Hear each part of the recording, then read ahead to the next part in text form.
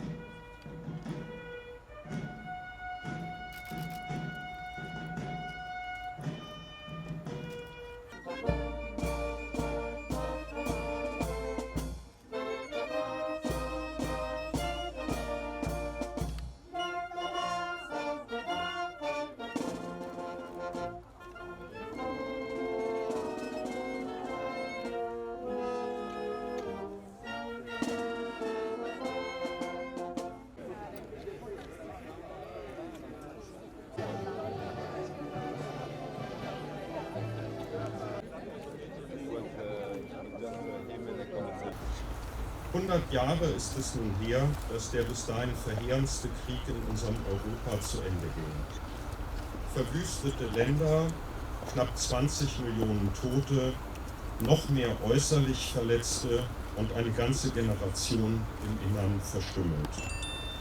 Wenn wir heute über Friedhöfe wie diesen gehen und uns das Lebensalter der Gefallenen ansehen, wie dankbar können wir da sein, dass wir in einer anderen Zeit leben.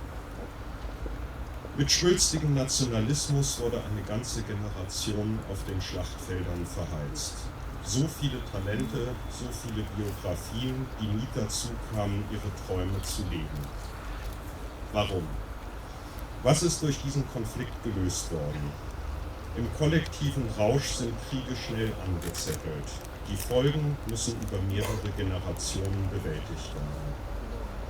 Alles belegt heute, dass die Automatismen, mit denen die Welt in diesen sinnlosen Krieg rutschte, ein kollektives Versagen der damaligen Führungen war. Und dies fiel auf fruchtbaren Boden. Damals gab es keinen Jugendaustausch. Damals war den meisten Menschen verwehrt, Nachbarländer zu besuchen und Menschen dort kennenzulernen. Den Nachbarn kennen und schätzen, das war ein Projekt der Eliten. Die anderen glaubten in ihrer Unkenntnis der Propaganda, der die Nachbarn herabwürdigte und die das Monopol beanspruchte, für die richtige Sache zu kämpfen. Début du message. Un siècle que l'armistice du 11 novembre 1918 est venu mettre un terme au combat fratricide de la Première Guerre mondiale. Cet affrontement interminable, nation contre nation, peuple contre peuple, avec ses tranchées pleines de boue, de sang et de larmes, ces orages de feu et d'acier qui grondaient par tous les temps et déchiraient les ciels les plus calmes. Ces champs de bataille éventrés et la mort omniprésente. Le 11 novembre 1918, un grand soupir de soulagement traverse la France. Depuis Compiègne où l'armistice a été signé à l'eau, il se propage jusqu'au champ de bataille.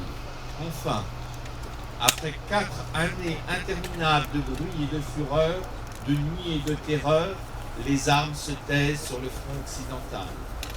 Enfin, le vacarme funeste des canons laisse la place à la clameur allègre qui s'élève de volées de cloches en sonnerie de clairons, d'esplanades de grandes villes en places de villages.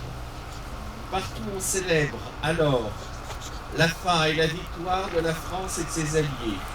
Les poilus ne sont pas battus pour rien, ils ne sont pas morts en vain, la patrie est sauvée, la paix va enfin revenir. Mais partout, on éprouve, on constate le gâchis et le deuil. Là, un fils pleure son père, ici un père pleure son fils. Là, comme ailleurs, une veuve pleure son mari. Et partout, on voit défiler des cortèges de mutilés et de gueules cassées. Françaises, Français, dans chacune de nos villes et dans chacun de nos villages, Françaises et Français de toute génération, de tous horizons, nous voilà rassemblés en ce 11 novembre pour commémorer la victoire, certes, mais surtout pour célébrer la paix. Nous sommes réunis dans nos communes pour rendre hommage et dire notre reconnaissance à tous ceux qui nous ont défendus hier, mais aussi à ceux qui nous défendent aujourd'hui au sacrifice de leur vie. Nous nous souvenons de nos poilus morts pour la France, de nos civils, dont aussi beaucoup ont perdu la vie, de nos soldats à jamais marqués dans leur chair et dans leur esprit, des villages détruits, des villes dévastées.